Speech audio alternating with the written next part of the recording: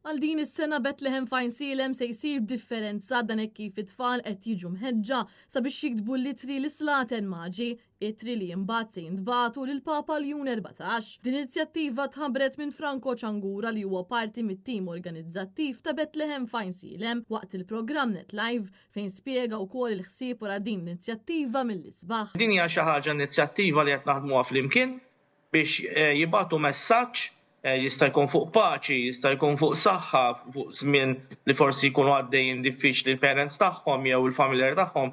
Din se tkun isa bħala rigal ejja ngħidu li huma mbagħad jippreżentawhom il-Ġesu Bambin fil-grotta u mbagħad aħna ħanaqduhom u ħanibagħtuhom il-Papa biex flimkien nippruvaw waslu dan il-messaġġ.